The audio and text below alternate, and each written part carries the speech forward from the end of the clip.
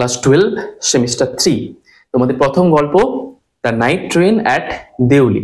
তো আজকে এই গল্পটা নিয়ে চলে এসেছি, একদম লাইন বাই লাইন প্রত্যেকটা মানে বলবো, এমসিকিউ একটা আটকাবে না, এটুকু বলতে পারি। তো যতক্ষণ আমি বকর বকর করছি ততক্ষণের মধ্যে তোমরা ব্যাগ থেকে বইটাকে বার করে নাও, দিয়ে সামনে একটা বই আর একটা পেন হাতে রাখো। আমি যে মানেগুলো বলবো সেই মানেগুলোকে লিখে নেবে, আর এমসিকিউ এর জন্য যেগুলোকে আমি বলবো তোমাদের আন্ডারলাইন করতে, সেগুলো অবশ্যই আন্ডারলাইন করে নাও। ওগুলো থেকে এমসিকিউ আসবে। খুব সহজ একটা গল্প এবং খুব একটা রোমান্টিক গল্প, খুব সুন্দর লাগবে তোমাদের শুনতে। দেখো, the night train at Deoli, আমাদের রাইটার কে রয়েছে বলতো রাস্কিন বন্ড। রাস্কিন বন্ডকে আমরা জানি, ইনি একজন ইন্ডিয়ান রাইটার, আমাদের ভারতেই জন্মগ্রহণ করেছেন। কোথায় জন্মগ্রহণ করেছেন? হিমাচল প্রদেশে। কোথায় জন্মগ্রহণ করেছে?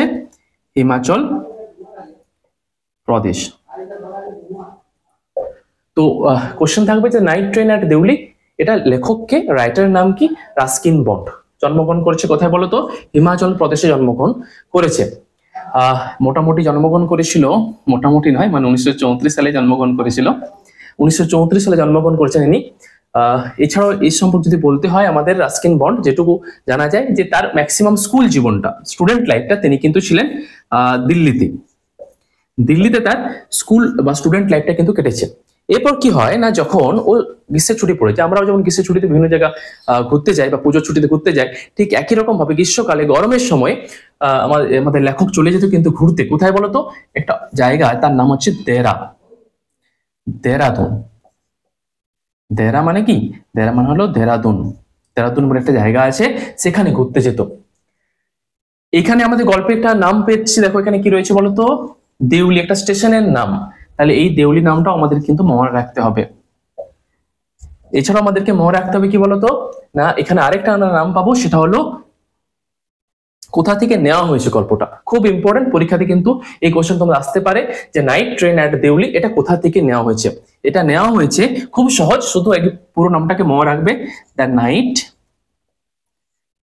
Night train at Deoli and other stories। তো এটা নেওয়া হয়েছে কিন্তু the night train at Deoli and other stories এই গল্পগ্রন্থ থেকে। এটাও কিন্তু পরীক্ষাতে খুব ইম্পর্টেন্ট, এটা কিন্তু তোমরা একদম মাথার মধ্যে ঢুকিয়ে নাও, বা খাতা যদি বার করেছো মার্ক করে নাও, বা বইয়ের উপরে লিখে রেখে দাও।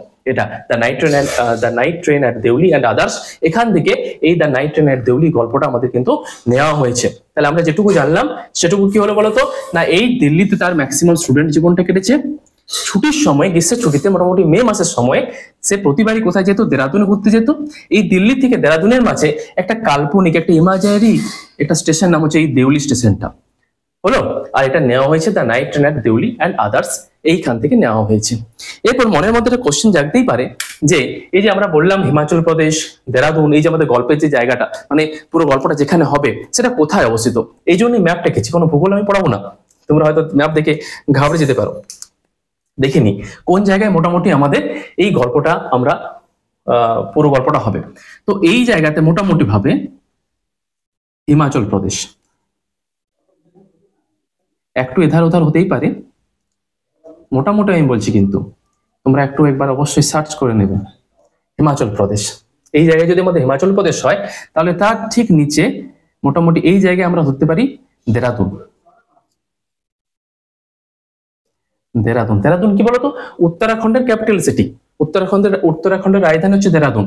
তো এখানে মোটামুটি আমাদের দেরাদুন, আর দিল্লি হচ্ছে ঠিক এই জায়গাতে, কাছাকাছি, দূরে নয়। এটা হচ্ছে দিল্লি হলো। তাহলে এই দিল্লি থেকে আমরা যাত্রা শুরু করব, যদিও বই কিন্তু কোথাও দিল্লি মেনশন করা নেই।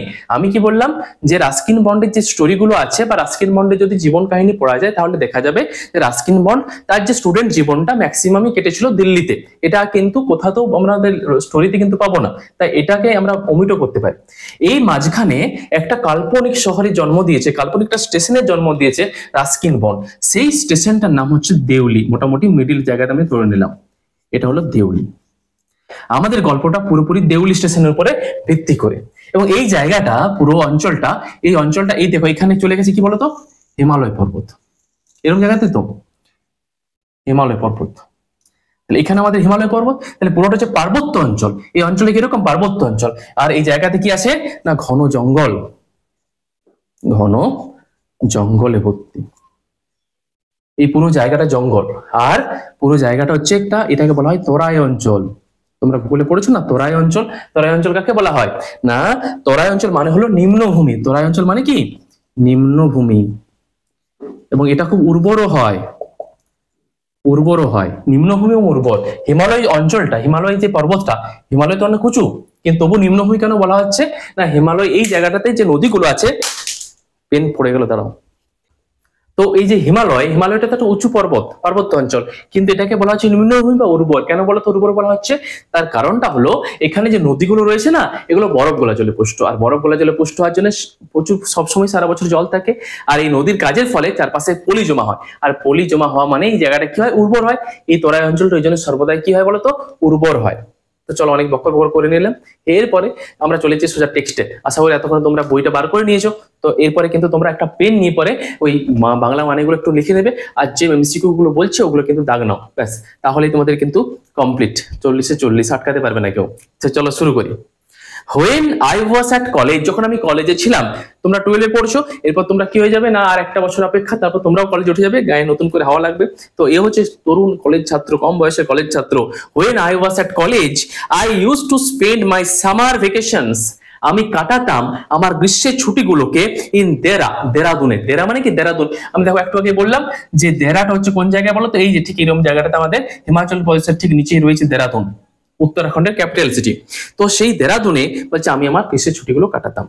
ইউজ টু কখন ব্যবহার করা হয় না, অতীতকালের কোন অভ্যাস বোঝাতে, যেমন আমি গান করতাম, কি বলবো না, আমি গান করতাম, তাহলে আই ইউজ টু সিং, এখন করি না। আই ইউজ টু সিং মানে কি, আমি গান করতাম। তো এক্ষেত্রেও কিন্তু বলা হয়েছে যে আমাদের যে ওই যে কলেজ পড়ুয়া তরুণ ছাত্র, সে তার গ্রীষ্মের ছুটিগুলো কাটাতো, যখন গ্রীষ্ম ছুটি পড়ে যেত, সে কাটাতো দেরাদুনে। At my grandmother's place, মানে ঠাকুমার বাড়িতে। দুটো লাইনকে দাগ নিয়ে নাও, একটা হচ্ছে সামার ভ্যাকেশনস ইন দেরা, আর একটা হলো গ্র্যান্ড মাদার্স প্লেস। দুটো কিন্তু ইম্পর্টেন্ট। একটা পড়বে যে তার গ্রীষ্মের ছুটিগুলো কোথায় কাটাতো না, দেরা মানে দেরাদুনে কাটাতো, আর তার ঠাকুমার বাড়িতে, grandmother's place. I would leave the plains, আমি সমতল ভূমি ছেড়ে চলে যেত, মানে যেখানে আমাদের লেখক থাকতো সেটা ছেড়ে চলে যেত। In May, early in May মানে মে মাসের শুরুতে। খুব ইম্পর্টেন্ট, দাগ নাও যে কখন, কোন সময়ে আমাদের এই যে বক্তা রয়েছে, তো আমাদের কলেজ ছাত্র, সে কখন যেত দেরাদুন ভিজিট করতে, না যেত আর্লি মে, মে মাসের শুরুতে। অপশন দুটো থাকবে, একটা মে, একটা আর্লি মে, কোনটা কোনটা ডাক দেবে, আর্লি মেতে। বা ভেরি গুড। তো আর্লি মেতে সে যেত, আর আসতো কখন, return late in July, July মাসের শেষে আসতো। তার মানে আমাদের মে মাস, জুন মাস আর জুলাই মাস, 3 মাস পুরো একদম দেরাদুনে ফুল মস্তি করে কাটাতো ওখানে। লেট ইন জুলাই, দুটোই দাগ নিয়ে নাও, একটা হচ্ছে আর্লি মে, লেট জুলাই, দুটোই দাগ নাও, দুটোই কিন্তু এমসিকিউর জন্য ইম্পর্টেন্ট। এরপর দেউলি সম্পর্কে বলা আছে। দেউলি ওয়াজ আ স্মল স্টেশন, দেউলি হলো একটা ছোট্ট station, about 30 Miles from Dehra. তো দেউলি হলো একটা ছোট্ট স্টেশন, এটা কতটা দূরত্ব না, অ্যাবাউট, অ্যাবাউট মানে হচ্ছে প্রায় 30 মাইলস, এখানে লিখে রেখেছি দেখো 30 মাইল দূরত্ব আছে দেরাদুন থেকে দেউলি, এটা দূরত্ব কত, 30 মাইল, দাগ নাও। এটাও কিন্তু ইম্পর্টেন্ট, কতটা দূরত্ব ছিল, 30 মাইলস, অ্যাবাউট 30 মাইলস মানে প্রায় 30 মাইল দূরত্ব ছিল ফ্রম দেরাদুন থেকে। ইট মার্কড, এই দেউলি স্টেশনটা চিহ্নিত করতো।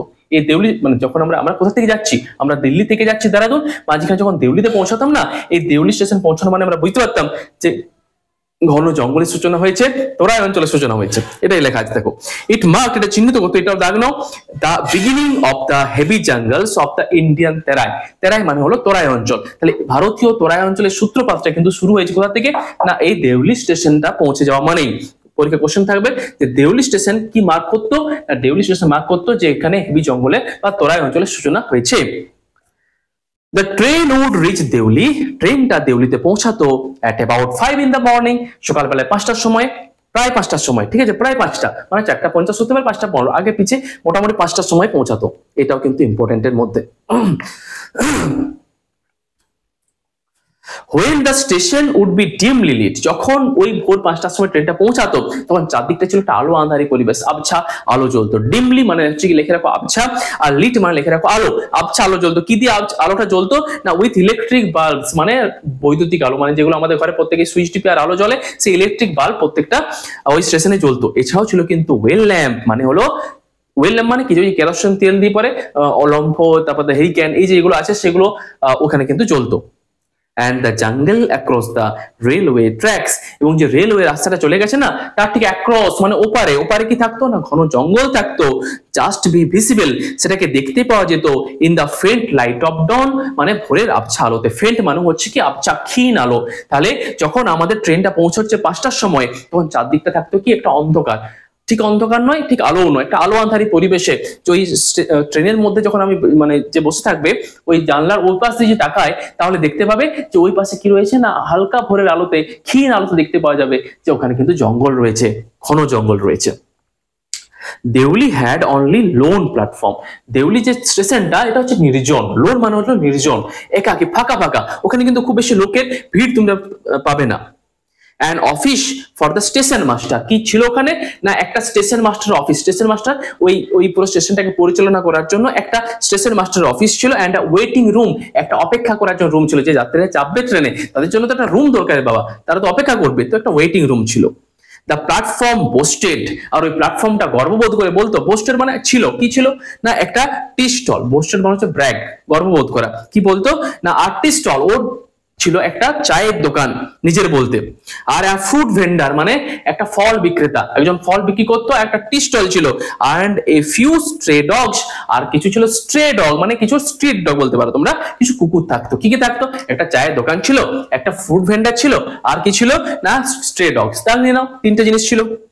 নট মাচ এলস, এর থেকে বেশি কিছু ছিল না, এগুলোই ছিল। বিকজ কারণ দ্য ট্রেন স্টপড দেয়ার, ট্রেনটা সেখানে থামতো, train stopped there for only 10 minutes, 10 মিনিটের জন্য। খুব দাও মার্ক করো, কোশ্চেন থাকবে যে কতক্ষণ ট্রেনটা দেউলি স্টেশন থামতো, 10 মিনিট। কতক্ষণ থামতো, কতক্ষণ থামতো 10 মিনিট। এই তো পড়ছো শুনছো, তো 10 minute. Before rushing on in to the forest, এরপরে এই দেউলি স্টেশনে 10 মিনিট কেন থামতো, এখানে থামতো কারণ এরপর থেকে শুরু হচ্ছে ঘন জঙ্গল, এইখান থেকে এতটা যে যাবে না এই পুরো জায়গাটা কিন্তু ঘন জঙ্গল, মানে আমাদের ধরে নাও এই যে দেউলি স্টেশন, এই দেউলি স্টেশন থেকে এই পুরো যে জার্নিটা এটা কিন্তু ঘন জঙ্গল। তাই এখানে 10টা মিনিট দাঁড়ানোর পরে 10 মিনিট দাঁড়ানোর পরে 10 মিনিট দাঁড়ানোর পরে এই কিন্তু সোজা চলে যাবে, একদম রাস মানে দ্রুত গতিতে চলে যাবে কোথায়, দেরাদুনে, যে স্টপেজ দিবে, মাঝখানে আর কোথাও থামার কোনো ব্যাপার নেই। Why it stopped at Deoli, তো ওখানে আমাদের এই কলেজ ছাত্রটির মানে আমাদের যে বক্তা তার মনে হচ্ছে এটা বিরাট গভীর প্রশ্ন এসেছে। আই হ্যাভ এ গভীর প্রশ্ন, কি গভীর প্রশ্ন না গভীর প্রশ্ন হচ্ছে যে কেন দেউলি স্টেশনে থামে বাবা, আই ডোন্ট নো, আমি জানি না কেন থামে। বলছে এই জায়গাটা তো নির্জন ফাঁকা জায়গা, না কোনোদিন আমি ট্রেনে কাউকে চাপতে দেখি আর ট্রেনে আমি কাউকে নামতে দেখি, যদি কেউ চাপবেও না যদি কেউ নামবেও না তাহলে এখানে 10 মিনিট কেন দাঁড়ায়।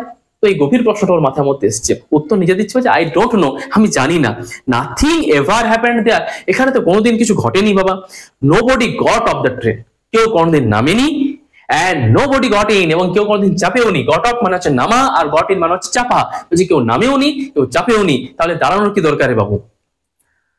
দেয়ার ওয়ার নেভার এনি কুলিজ, কোনো কুলিও কেউ আমি দেখিনি যে মাথায় বই নিয়ে যাচ্ছে কোনো কিছু, আমি কোনোদিন কুলি দেখিনি। On the platform but the train would halt, halt মানে লিখে রাখো থামা, হল্ট মানে হচ্ছে থামা, কিন্তু ট্রেনটা থামবেই, ওকে থামতেই হবে কেন। দেয়ার আর ফুল 10 মিনিটস, পুরো 10টা মিনিট, ফুল 10 মিনিট মানে কি মানে 1 মিনিট 1 সেকেন্ডও কমা চলবে না, 10টা মিনিটই দাঁড়িয়ে থাকবে ওটা ওই ট্রেন ওখানে। and then a bell would sound, তারপর ঢং ঢং ঢং ঢং করে ঘন্টা বাজতো, the guard would blow his whistle, তারপরে গার্ড যে ছিল যে পাহারাদার ছিল সে ব্লো মানে বাজিয়ে দিত, his whistle বাঁশি বাজিয়ে দিত, বাঁশি বাজানোর পরে ওটা কি হতো না ট্রেনটা চলতে শুরু করতো ঝিকঝিক করে। Presently Deoli would be left behind, আর দেউলি রয়ে যেত পিছনে, আর আমরা চলে যেতাম কোন দিকে, দেরাদুনের উদ্দেশ্যে চলে যেতাম। কোথায় চলে যেতাম, দেরাদুনের উদ্দেশ্যে। and forgotten, তারপর এই দেউলিটাকে ভুলেই যেতাম ওই দেরাদুন দিকে যাওয়ার সময়। I used to wonder what happened in Deuli, আমার খুব আশ্চর্য হতো যে দেউলিতে কি ঘটেছিল।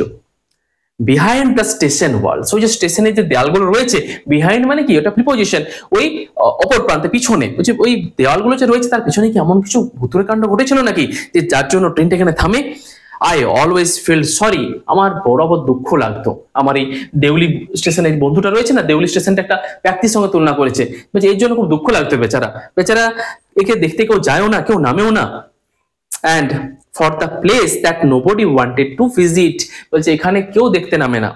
I decided, আমি মনে মনে ঠিক করলাম, কি ঠিক করলাম, দ্যাট ওয়ান ডে, একদিন, আই উড গেট অফ, আমি নামবো, গেট অফ মানে কি নামা, off the train at Deoli, Deoli স্টেশনে আমি একদিন নামবোই, and spend that day there, তারপর পুরো দিনটা আমি ওখানে কাটাবো, মস্তি করবো। তাহলে কি বললো না, দেউলি বন্ধু তুমি অপেক্ষা করো, আমি খুব তাড়াতাড়ি আসছি, আমি তোমার ওই স্টেশনে নামবো আর তোমার সঙ্গে পুরো দিনটা কাটাবো, পুরো দিনটা দেখবো। কি জন্য, just to please the town, ওই শহরটাকে সন্তুষ্ট করার জন্য। ও তো দুঃখ, বেচারার কষ্ট হচ্ছে, তো ওকে সন্তুষ্ট করার জন্য আমি কিন্তু একদিন না একদিন কি করব না, ওই স্টেশন ট্রেন থেকে নামবো আর স্টেশনে থাকবো।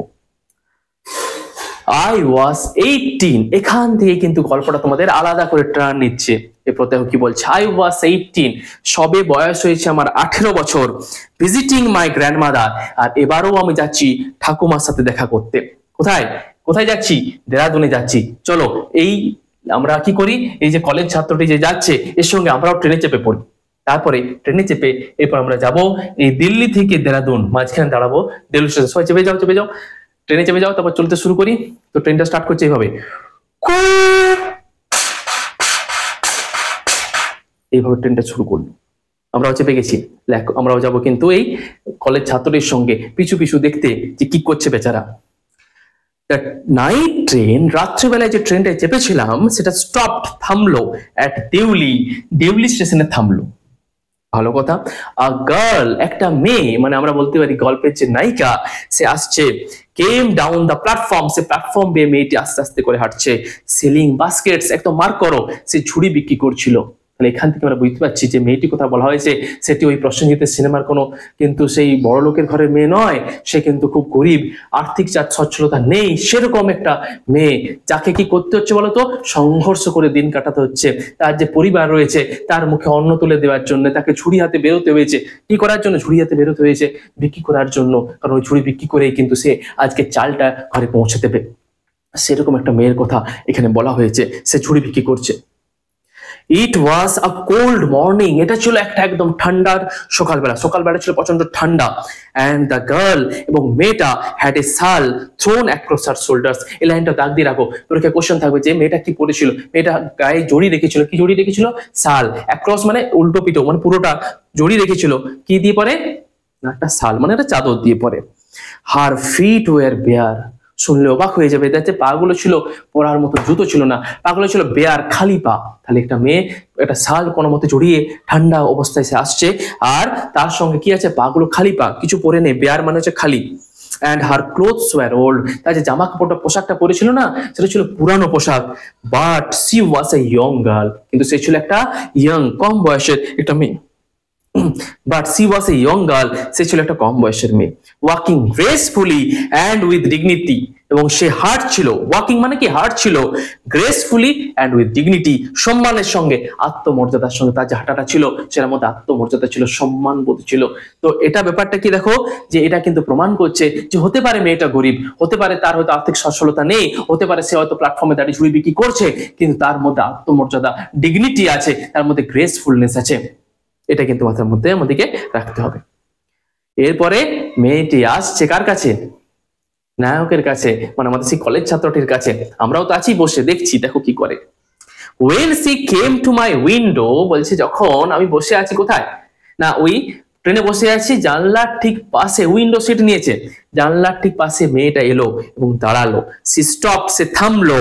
সি স, সে দেখলো that I was looking at her ইন্টেন্টলি, আমি তো মেয়েটার দিকে অনেকক্ষণ ধরে তাকিয়েছি। ইন্টেন্টলি মানে লিখে রাখো একাগ্রচিত্তে, মানে এক দৃষ্টিতে তাকিয়েছি, ঠিক আছে, ফ্যাল ফ্যাল করে তাকিয়ে থাকা যেটা বলে, এখন তাকিয়ে আছি। মেয়েটা আমাকে দেখলো যে আমি ওকে দেখছি, কিন্তু at first, প্রথমে she pretended not to notice, সে না দেখার ভান করলো।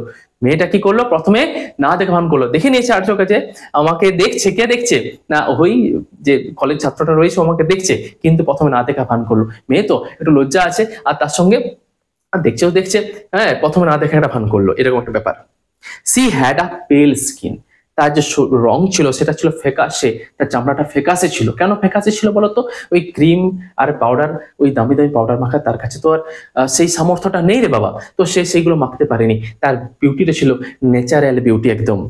Set off by shiny black hair, তার চুলগুলো কিরকম ছিল, তার সাইনি মানে একদম চকচকে, অ্যান্ড ব্ল্যাক, কালো, ঘন কালো তার চুল ছিল, সে সুপার ভ্যাসমল মাখা চুল নয় কিন্তু, এটা একদম অরিজিনাল তার কালো ঘন কালো চুল ছিল। ডার্ক ডার্ক মানে ঘন। ট্রাভেলড আইস, তার চোখগুলো ছিল ট্রাভেল, ট্রাভেল মানে অস্বস্তি বোধ করা। ট্রাভেল মানে কি বলা যেতে পারে, অস্বস্তি বোধ করছিল। মানে যেহেতু একটা ছেলে ওর দিকে হা করে তাকিয়ে আছে, তো সেক্ষেত্রে ওই মেয়েটা চোখগুলো কোন দিকে তাকাবে কি করবে বুঝতে পারছে না, তাই তাই চোখগুলোকে বলা হয়েছে ট্রাভেলড আইস। অ্যান্ড দেন, এবং তারপর দোজ আইস, মেয়েটা সবকিছু বর্ণনা করা হলো, চুলগুলো খুব সুন্দর, তার হাঁটাটাও খুব ভালো, কিন্তু তার চোখগুলো না, ওহ, এইটা কিন্তু ছিল একদম মানে এটা মাইন্ড ব্লোয়িং, এটা ভাষায় প্রকাশ করা যাবে না। দোজ আইস, ওই চোখগুলো মেয়ের সার্চিং, যেন কিছু খোঁজ করছিল। অ্যান্ড এলোকুয়েন্ট, এবং সেটা ছিল একদম বাগ্মী, বাক্পটু। এলোকুয়েন্ট মানে হচ্ছে যে তার নিজের কথা দিয়ে পরে সবাইকে মুগ্ধ করতে পারে। বলছে তার চোখগুলো যেন কথা বলছে, দেখে মনে হচ্ছে চোখের মধ্যে কি রয়েছে, যেন ভাষা, কোনো একটা ভাষা রয়েছে, সেই চোখই যেন আমাকে কিছু বলতে চাইছে। সেই চোখগুলো খুঁজতে খুঁজতে মেট মাইন, আমার চোখে পড়লো। মানে ওর চোখগুলো প্রথম, নায়িকার চোখগুলো পড়লো প্রথম, কার চোখে চোখে মিলন হলো না, আমাদের নায়কের চোখে মিলন হলো। আর মিলন হওয়া মানে ওই যে শুভ দৃষ্টিতে মিলবে নয়ন, আর সাত পাকে বাঁধা পড়বো দুজন, এরকম একটা ব্যাপার, চোখে চোখে প্রথম দেখার জন্য। She stood by my window, জানলার ধারে সে প্রথম দাঁড়িয়ে আছে আমার কাছে। ফর সাম টাইম, কিছুক্ষণ ধরে সে দাঁড়িয়ে আছে। She stood by my window, জানলার পাশে সে দাঁড়িয়ে আছে। And neither of us, neither মানে না তুমি না আমি, কেউই না। নাইদার মানে ও না সেও না, মানে আমাদের ওই কলেজ ছাত্র আর ওই মেয়েটি, না নায়ক না নায়িকা, কেউ কিছু বলছে না। সেড এনিথিং, কোনো কথা বলছে না, চোখে চোখে তাকিয়ে আছে। চোখে চোখে কথা বলো, মুখে কিছু বলো না, চোখের ইশারায় বলো। ওই চোখে চোখে কথা চলছে। যখন মুখে কথা বলার প্রয়োজন হয় না, যখন কি হয় না, মনের মিলন হয়ে যায় না, যখন মনে কথা হয়, যখন চোখে কথা হয়, তখন আর মুখের কথা প্রয়োজন পড়ে না। তো anything, but when she moved on, তো কিছুক্ষণ দাঁড়িয়েছে মেয়েটা, এরপরে সে চলতে শুরু করলো। মুভড অন মানে চলতে শুরু করলো। আই ফাউন্ড মাইসেলফ, আমি নিজেকে দেখলাম, লিভিং মাই সিট, মানে আমি এমন ভাবে ওর দিকে তাকিয়ে আছি, আমি একটা ঘোরের মধ্যে আছি। বলছে আমি বুঝতে পারলাম না, আমি নিজেকে খুঁজে পেলাম হঠাৎ করে, যে আমি চলে গেছি দরজার পাশে। কখন যে সিট, মানে আমার সিট থেকে উঠে আমি দরজার কাছে গেছি সেটা বুঝতেই পারিনি। Going to the carriage door, carriage মানে হচ্ছে কামরাটা, আর ডোর মানে হচ্ছে দরজা। And stood waiting on the platform, তারপর দরজা থেকে নেমে গেলাম ওই মেয়েটার জন্য। কোথায়? স্টেশনে, যে পথ থামলাম। লুকিং দ্য আদার ওয়ে, দেখলাম যে কোন দিকে গেল রে বাবা মেয়েটা, এই মাত্র ছিল, চোখের পলকে হারিয়ে গেছে। I walked across to the tea stall, তারপর ওখানে কি ছিল বলতো, ওই আমাদের দেউলি স্টেশনে একটা চায়ের দোকান ছিল। আর কি কি ছিল দেখি মনে আছে কিনা, চায়ের দোকান ছিল, ফ্রুট ভেন্ডার, ফল বিক্রেতা ছিল, আর স্ট্রে ডগস ছিল, মানে হচ্ছে কিছু কুকুর ছিল। মনে পড়লো? ঠিক, তার মানে তোমরা শুনছো। তো এরপরে তো ওখানে দাঁড়িয়ে আছে, প্ল্যাটফর্মে দাঁড়িয়ে আছে। Looking the other way, I walked across to the tea stall, আমি গেলাম কোথায়? চায়ের দোকানে। মানে ছেলেদের একটা পছন্দের জায়গা কিন্তু চায়ের দোকান, চায় এক কাপ করে চুমুক, আর দেখছে যে কোন দিকে গেল ও বাবা। এ ক্যাটল ওয়াজ বয়েলিং, আর একটা কেটলিতে চা ফুটছে। বয়েল মানে লেখা রাখো ফোটা। Over on a small fire, একটা ছোট্ট আগুনের চুলা আছে, সেখানে কেটলি নামানো আছে, আর কি হচ্ছে না, চা ফুটছে। But the owner of the stall, কিন্তু চায়ের দোকানের যে মালিক, ওনার মানে হচ্ছে মালিক, ওয়াজ বিজি, সে ছিল খুব ব্যস্ত। কিসের জন্য ব্যস্ত? ওই যে ট্রেনের মধ্যে যে লোকগুলো ছিল তারা নামছে না, তারা কি করছে না, ওখান থেকে চায়ের অর্ডার দিচ্ছে। এই যে ভাই আমার জন্য এক কাপ চা, ও বলছে আমার জন্য এক কাপ চা। ওই যে মালিক ছিল সে ওই কামরায় যে কি করছে, চাটা সার্ভ করছে, চাটা দিয়ে আসছে। Serving T somewhere on the train, ট্রেনের মধ্যে যে সে চাটা দিয়ে আসছে, পৌঁছে দিয়ে আসছে। The girl followed me behind the stall, বলছে হঠাৎ করে আমি যখন চা খাচ্ছি একটু করে করে, হঠাৎ করে দেখছি যে মেয়েটা অনুসরণ করতে করতে, ফলো করতে করতে আমার কাছে হঠাৎ করে চলে এসেছে, আমাকে চমকে দিয়েছে। ডু ইউ ওয়ান্ট, পৌঁছে দিয়েছে। এরপরে মেয়েটা প্রথম কথা বলছে, ওকে কি কথা বলছে দেখো, কোনো রোমান্টিক কথা নয়। বলছে do you want to buy a basket, একটা ঝুড়ি নেবেন বাবু, আমার কাছ থেকে একটা ঝুড়ি কিনবেন? সি সেড, কারণ ও জানে যে ওই ঝুড়িটা বিক্রি হলে পরে কিন্তু ওর ঘরে ভাতের হাঁড়িটা চাপবে। তো সেই জন্য জিজ্ঞাসা করছে do you want to buy a basket, একটা ঝুড়ি কিনবেন বাবু? সে জিজ্ঞাসা করলো। বলছে দে আর ভেরি স্ট্রং, জানেন বা জানো এই যে ঝুড়িটা রয়েছে না, এটা খুব স্ট্রং, এটা চট করে ভাঙবে না। কেন বলো তো? মেড অফ দা ফাইনেস্ট কেন, এটা সবচেয়ে সুন্দর, ফাইনেস্ট এটা সুপারলেটিভ ডিগ্রি ব্যবহার করা হয়েছে দায়ের পরে। তো এটা হচ্ছে সবচেয়ে সুন্দর, কেন মানে হচ্ছে বেতের, একটা ঝুড়ি হয় বাঁশের, আর একটা বেতের ঝুড়ি। বেতের ঝুড়িটা হচ্ছে হয় খুব মানে মজবুত হয়, এটা চট করে ভাঙে না। বলে এটা হচ্ছে বেতের ঝুড়ি, এটা চট করে ভাঙবে না। এটাও লাইনটা লাগতে রাখো যে কি দিয়ে ঝুড়িটা তৈরি ছিল, কেন মানে হচ্ছে বেত দিয়ে তৈরি ছিল। লোকটা কি বললো, ছেলেটা বলছে যে নো আই সেড। আমি বললাম না না আমি নেবো না, ঝুড়ি নিয়ে আমি কোথায় যাবো, ঝুড়ি নেবো না। তাহলে যে মেয়েটাকে এত ভালো লাগলো, সে যদি তার কাছ থেকে ঝুড়ি কিনেই নেয় তো কি হয়ে যাবে, কেন যে করলো এটা বুঝতে পারা গেল না। এটা আমরা পড়বো ঠিক পরের দিনে। ঠিক আছে, আজ এই পর্যন্ত রইলো। No I said I don't want a basket. আমার ঝুড়ি টুড়ি চাই না বাবা, আমি নেবো না। হঠাৎ করে কি হলো যে সে না বললো, আর এরপরে কিভাবে মেয়েটার সঙ্গে তার পরিচয় বাড়তে থাকবে, এটা কিন্তু আমরা পরের দিন দেখবো। তো till then stay updated, stay tuned.